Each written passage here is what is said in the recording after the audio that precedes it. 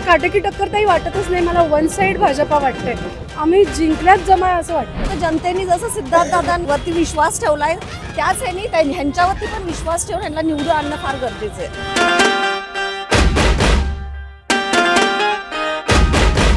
सगळ्याला म्हणायचं, कुणाला नाराज करायचं नाही. बटन कमळच दाबणार.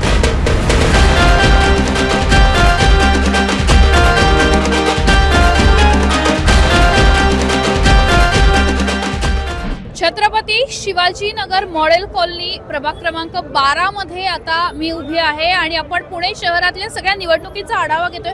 कशा पद्धतीने या लढती आहेत हे आपण बघतोय. माझ्या सोबत आता भाजपचे सगळे उमेदवार आहेत. आपण त्यांच्याशी बोलणार आहोत आणि पुढच्या काळामध्ये त्यांना नेमकं या प्रभागामध्ये काय करायचं आहे, त्यांची उद्दिष्ट काय जाणून घ्यायची आहेत. माझ्यासोबत डॉक्टर निवेदिता एकबोटे आहेत. ताई, पहिल्यांदा निवडणूक लढवत आहे आणि कसा लोकांचा प्रतिसाद आहे? तुम्ही बघताय प्रतिसाद. प्रचंड मोठी गर्दी उसळली आहे आणि आम्ही वडारवाडीतल्या मुख्य चौकात आत्ता इथे उभे आहोत. आणि आपण बघत असाल तर आमच्या चौघांनाही, अमृताताई असेल, अपूर्वदादा, पूजाताई आणि मी, आम्ही सर्वजण आमदार सिद्धार्थदादा शिरोळे यांच्या मार्गदर्शनाखाली अत्यंत चांगला प्रचार करतोय. आमच्या वहिनीसुद्धा आज इथे उपस्थित आहेत, सुजाता वहिनी. आणि खूप उदंड प्रतिसाद, प्रचंड प्रेम नागरिकांचं मिळत आहे. आम्ही जिंकल्याच जमाय असं वाटतंय. निश्चितच. पण हे सगळं एका बाजूला सुरू आहे आणि दुसरीकडे पुण्यामध्ये सुद्धा आता काटेकी टक्कर बघायला मिळते. तर काय वाटतं, भाजप किती जागांनी विन होऊ शकतं? मला काटेकी टक्कर काही वाटतच नाही. मला वन साइड भाजपा वाटते.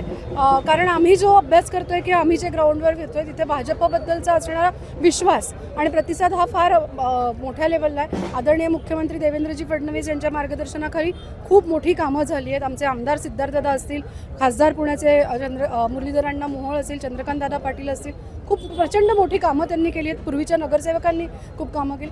मला नाही वाटत ते काही प्रॉब्लेम आहे. ट्रिपल इंजिनचं सरकार येणार आहे.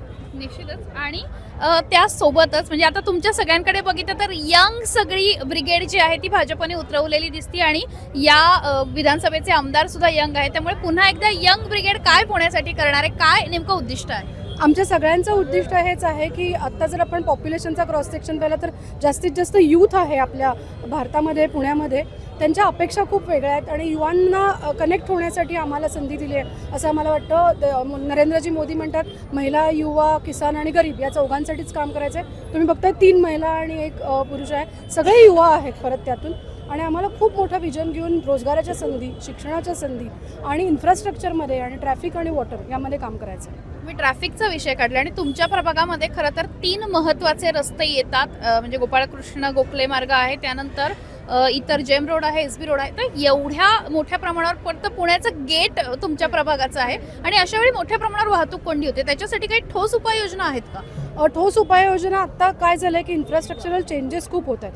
त्यामुळे मेट्रोचं काम असो किंवा जनरल इन्फ्रास्ट्रक्चरल चेंजेस असो, खूप प्रमाणामध्ये एक चोकअप झाल्यासारखं काही गोष्टी झाल्या.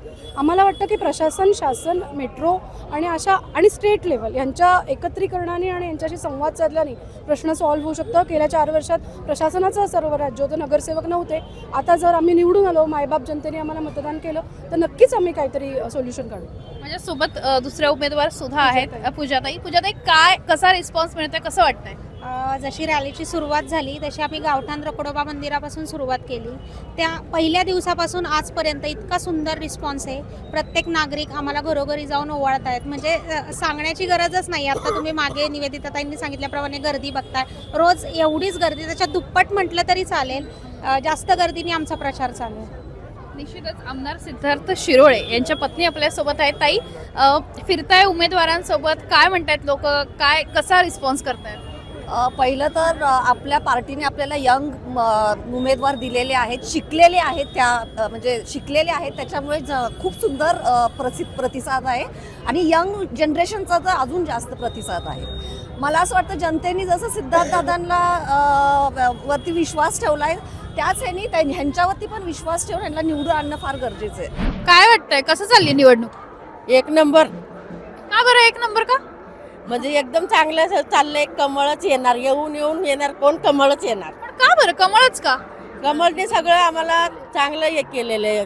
म्हणजे स्वच्छता, हे सगळं कचरा बिचरा सगळं व्यवस्थित आम्हाला मार्गाला लावलेलं आहे. महिला मंडळाला लय मस्त बघतो, बहिणींना सगळं साथ देतो. हेच आम्हाला त्यांच्याकडून अपेक्षा आहे. येऊन आले तर कमळच येणार.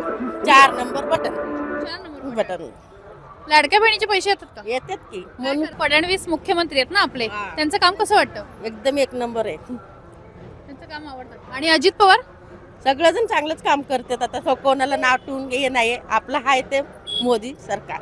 सगळ्याला हा म्हणायचं सगळ्याला आवडायचं. सगळ्याला हा म्हणायचं कुणाला नाराज करायचं नाही. कोणाचं दाबायचं? बटन कमळच दाबणार. का बरं का? कारण का काय आमच्यासाठी धान्य बिन्य डबलीनी देत होता तो. आता पण आम्हाला अन्नावर घातलेलं आहे. केले त्याने अन्नावर घातलेलं आहे. मोदी आल्यापासून उलट आमचं चांगलं चाललेलं आहे. पण आता ते अजित पवार वगैरे पुण्यात भरपूर फिरतायत. मग फिरू द्या ना. सगळ्यांना हा म्हणायचं. आपल्या मनात काय ठेवलं तेच करायचं ना. त्यांच्यासारखं बी हा हो म्हणायचं. कोणाला नाराज करायचं नाही. हो म्हणायचं झालं. काय वाटतं कोण येईल निवडून, कोण येईल? कमळच आहे ना. सगळ्यांना काम करताना ताई ते चांगलं काम करतोय. आणि इथं कोणाची मैत झाली काय झाली तर पुष्पक वगैरेचं जेव्हा का लोकांना अडचण येतो तर अण्णांनी पुष्पकाचं लगेच त्याचा इथं लोकांसाठी वाहन येतं एका रात्री. आणि कोणाला काही आजारी पडलं काय पडलं तर अण्णांनी पुष्पकचं व्यवस्था केलेली आहे. त्याच्यामध्ये आम्ही लोकांना ॲम्ब्युलन्स न येता त्या पुष्पक ह्याच्यामध्ये आम्ही हॉस्पिटलला पण नेतो. आणि कोणाला जर ते बेडमध्ये नसेल तर त्या अण्णांना आम्ही ते बेडनी घेऊन येतो. पाणीचा प्रश्न असेल, ड्रेनेजचा प्रश्न असेल तर अण्णांच्या ऑफिसवरनं एका शब्दावरनं कामं होतात. अण्णा आपले उपमावर होते, माझे उपमावर होते. असं म्हणतात की मोदीजींचं स्वप्न पूर्ण करायला फडणवीसांचं, त्याच्यासाठी कमळ चालवा. तसं नाही. आता आमच्या वार्डमध्ये गेल्या अनेक वर्षापासून काही भाजपचे नगरसेवक असताना लोकांचे खूप प्रश्न होत्या ते सोडवले नाहीत. तर लोक तरसलेत त्याच्यासाठी. काय वाटतं प्रभाग 12चा काय रिझल्ट असू शकतो? रिझल्ट नक्की जसं आपल्या केंद्रामध्ये रिझल्ट आहे, राज्यामध्ये रिझल्ट आहे, तसंच आता महाराष्ट्र पुणेमध्ये सुद्धा आता हाच रिझल्ट राहणार आहे की आपल्या इथं भाजपचेच 4ला 4ही उमेदवार इथले जे आहेत ते प्रचंड बहुमताने निवडून येणार आहे. महेंद्र प्रजापती काय करता? परत बिझनेस. फळ विक्रेते. हां कुठल्या प्रभागात मतदान करता? 12मध्ये करतो. आणि किती वर्ष झाले ते कमी 42 वर्ष झाले मला इथे पुण्यात राहून. पुण्यात येऊन? हां. ओके. काय वाटतं कोणी पुण्याची प्रगती केली? प्रगतीत आपला BJP वाल्यांनीच केलाय. का बरं, काय जाणवलं तुम्हाला? जाणवलं म्हणजे सगळे काम करून दिले, रोड बीड बांधून दिले, आपला बस्तीमध्ये झंडा बाथरूम सगळे बांधून दिले. आणि मग आता कोणाला मत देणार? BJPला मोदींचं काम आवडतं का? जे काम आवडतं म्हणून तर देतो ना आपण. काय काय काम आवडतं? अहो सगळेच काम केलं ना त्यांनी. रोडचे कामं केलं, कचरा बिचरे गटर बिटर सगळे साफ केले, सगळे प्रत्येक एक कामं चांगली केले त्यांनी. तरुणांना नोकऱ्या नाहीत. हां पण देतील ना नोकऱ्या.